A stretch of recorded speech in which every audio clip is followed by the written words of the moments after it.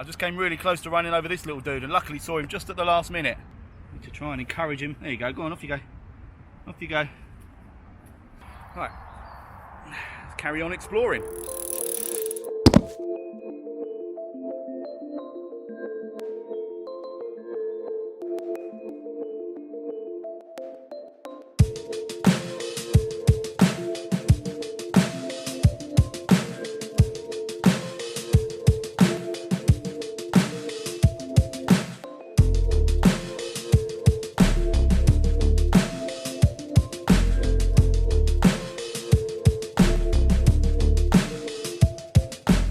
Okay, I'm out on the Allez again, or as I am now going to christen her, the Allez G.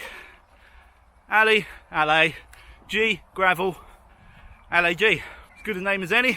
I'm back in the woods, exploring some new parts of the trails that I've been riding over the last few days. Well, and I've just come to an obstruction of a log across the path, but to be honest, that just gives me a good excuse to take a breather. I've made a couple more additions to Allez G, but nothing mechanical. Literally just added whatever bags I could find. I'm just going to walk for this bit just for a second to try and load the bike up a little bit, because obviously the eventual intention is to be doing some sort of bike packing. While I don't have any proper bike packing bags, frame bags and stuff, I do have quite a few little ones. So when I finish pushing it up this what must be a 40% gradient, yeah, it carries on up there. I'm not going up that bit.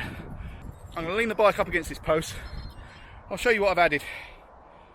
Okay, I have clipped my Wahoo bolt onto the bars for now. That does obviously live on my Cervelo, linked up to my power meter, etc. I've still got this little zip top tube bag. I've added this Topeak top tube bag as well, which I've put at the back, linked to the seat post. I have tiny little FWE saddle bag, and that is containing everything I need. Now I do have a backpack on, but only because I wanted to bring my drone, and you'll see why when I zoom up. Sorry, pan up. It's not even pan, is it? It's tilt. I went to bloody media school, I should know all that. So look, I got some pretty spectacular views around these parts, so I'm looking to get the drone out a little bit. The idea was to try and see if I could fit pretty much everything I need for not an overnight, but a long day out in the saddle on this bike. And those three bags do the job. They fit this camera, tubes, pump, levers, multi-tool, phone, power bank, various leads for charging all the gubbins that I bring with me. And I would be able to fit 2 bottles on, but for the fact that, and this is, if ever there was a reason why I need a new bike, so Sigma Sports, Maison de Velo, Planet X, Ribble, all you guys, come on, sponsor me. You know you want to, you know it's going to be worthwhile. Send me a full-on adventure gravel bike. Right, but the reason I need that is because Zwift has taken its toll on this frame. I tried to undo the bolts to put the bottle cage on the seat tube, and the bolts, the actual little extra bit that's welded onto the frame that the bolts would screw into is turning with the bolts, where it's basically corroded away. So I can't actually remove those bolts, can't put a cage on, so I'm left with just the one. It's a nice big one, proper WKG Go Juice. But if I'm going to be out for hours and hours, I'm going to want more than 1 bottle. So, guys, come on, seriously, don't be tight, don't miss the opportunity. Someone else might jump in before you. Come on, don't miss out on the chance to sponsor this channel. Literally tens of people watch these videos. You could sell, like, I don't know how many inner tubes. So yeah, I wanted to fit as much as I could in those bags without having to put a backpack on, without having to fill jersey pockets. What I do have, right, I've been riding in just normal shorts, like so, but today I have, I've got bib shorts on underneath, and that's really nice. This is pretty comfortable anyway on these bumpy old gravelly paths, but with the bib shorts and the padding, makes a lot of difference. Right, I'm going to crack on, maybe get the drone out, then I need to talk about the next upgrades I'm going to make and what I'm planning as a series of videos to do with this bike, or whatever bike replaces it, leading up to my eventual goal, which I mentioned the other day, the North Coast 500 around the top of some place called Scotlandshire, Scotland. Right, I'll crack on, talk to you in a minute.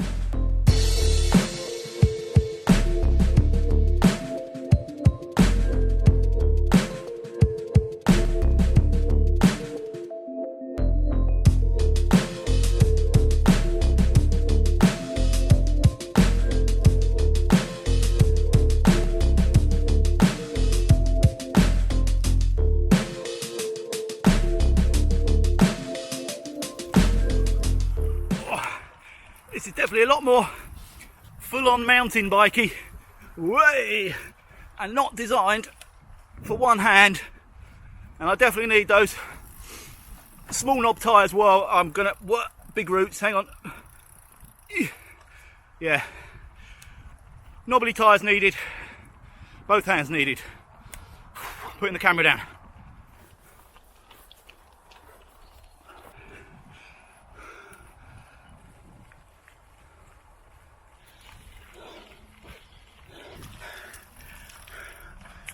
Oh man, that is the cutest dog.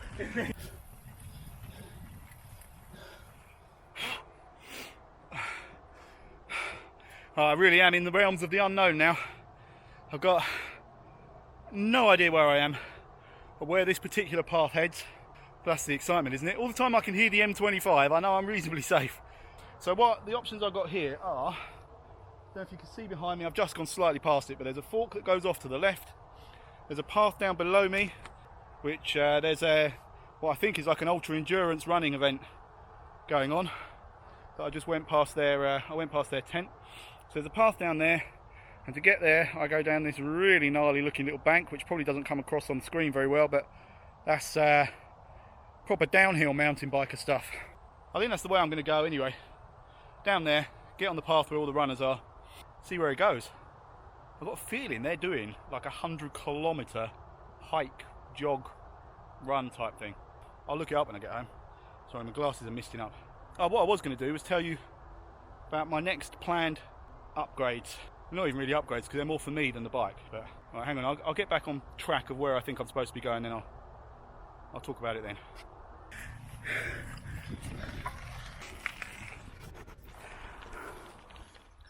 So it turns out I'm not very good at finding routes through woods. Which is all part of the fun, but something I probably will want to improve on if I'm planning on doing what I'm planning on doing. Anyway, I need to be down there, but this little cliff, I don't think I can really show you. Yeah, this isn't really going to show you what it's like, but basically there's not a particularly easy way for me to get down here now on the bike, apart from just rolling down like I don't mean rolling on the bike, I mean like rolling literally like a roly-poly and just letting the bike slide down by itself. I think that's going to be my best course of action here.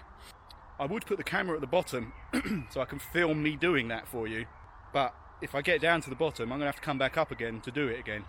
Or I could film it from the top to film me going down and doing it, but once I've got down I've got to come back and get the camera. So you're just going to have to take my word for it. I might mount it to my chest and attempt this very heroic roll down what is, I mean, it's literally the White Cliffs of Dover. Hang on, there's a good way to test it. Look, I'll throw a stone. Right, I'll throw this bit of wood. You can hear how long it takes before it lands. Right, throwing it. I'll turn the camera around. Throwing it now. And that was actually a pretty pathetic throw because it didn't make it all the way to the bottom. It landed about halfway down the cliff. The other option, right back that way to where there was a nice gentle slope down to where I'm actually supposed to be. That's not very adventure-y. So while I'm here taking a rest, the next thing I want to get mountain bike pedals, mountain bike shoes. Nothing expensive, but I want the shoes mainly because I'm actually riding in just trainers at the moment, and I haven't got the confidence on this terrain to clip in because I'm still learning how to navigate the raised roots and rocks and loose mud, and so I haven't been brave enough to clip in. And at least with mountain bike shoes, my understanding is they're a fair bit easier to clip in and out of, and also if I do have to put my foot down, I'd rather put it down on the shoe than on a plastic cleat. So recommendations in comments below please. Something cheapish, less than 100 quid, for the shoes. If I can get shoes and pedals and cleats for less than 100 quid, great. There are some that I've seen, I think they're called the Giro...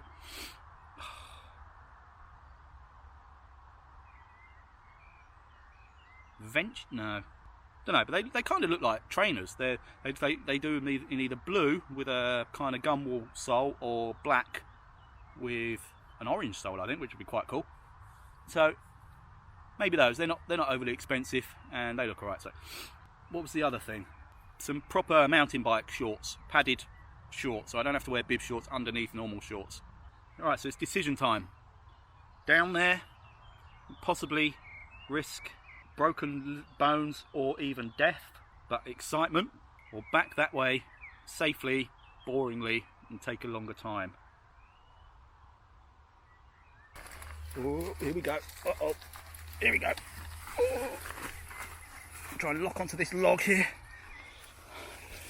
Oh. No, we're going.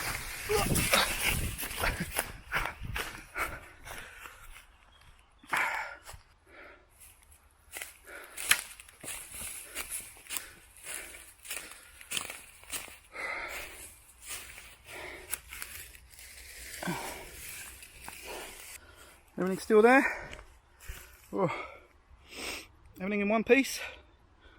Seems to be. Yeah, even my wrapping tape held up. A bit of dirt on the levers. Alright, I made it. Can you see now? So even that, I mean, I can see that in the little screen. That does not do it justice. Imagine the Grand Canyon.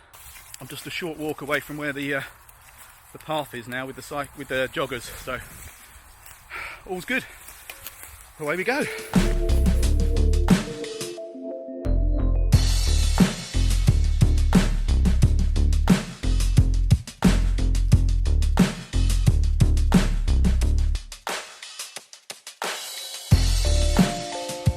I think I've done a bit of a loop-de-loop and I'm heading back towards that beautiful lookout point. I came onto a road very momentarily, very steep road but nice and smooth, so pretty easy, and then after only a few hundred meters saw a bridle path, jumped back on that. I'm pretty sure I'm heading back either towards that lookout point or I don't know, maybe home, I don't know. No one will believe this if I say it, right, but when I was younger I was really good at reading maps, like actual maps, so I'm going to use the excuse that basically, oh hang on,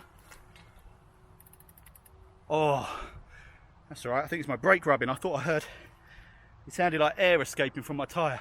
I think it's a brake rubbing. Yeah, back brake had something stuck in it.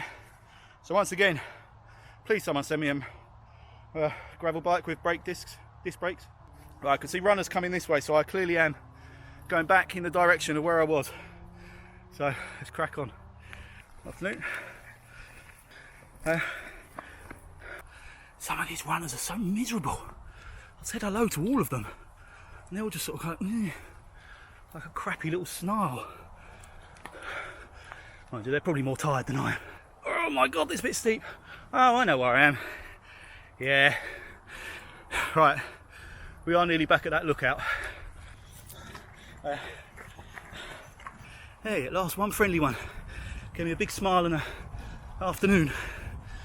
So yeah, I'm using the excuse that SatNav has made me lazy with natural navigation and orienteering. So there you go, true story. According to my Wahoo Bolt, I've only done about 3.5 kilometers, and that is seriously annoying because I know I've done a lot more than that. Feels like Ride London. That's what my calves are feeling like. No, they don't. I'm sure I had something important to say. Oh, this is getting a little bit tetchy. I came down here the other day and saw the horses, and this is the point where a very nice horse rider actually told me I'm probably better off turning around and going back the other way because it gets really steep up here. Yeah, I'm looking, and it does. Right, I'm going to give it a go. Why not? Did you like my little bit of cyclocross action, by the way, where I rode up to that stile I must look that up. I think I've made that mistake loads of times on my videos. It's called a style. Well, I rode up, leapt off the bike, Wout van Aert style, hurdled over it. Oh my god, this is getting steep. One-handed is not easy, and I need to change gear. Hang on. That's better. Yeah, hurdled over it, back on the bike, seamless-ish move. So, I'm gradually getting more comfortable and proficient at this kind of riding. Now it's levelled off again now, so I'm hoping that was the really steep hill that he was talking about. Oh, loads of... Oh, there's parts going off all over the place here. Choices.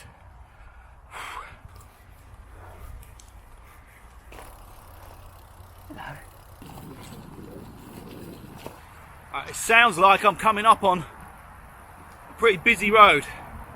There's a lot of noise ahead of me. I can see tarmac. No idea where I am, but I'm about to find out, I think.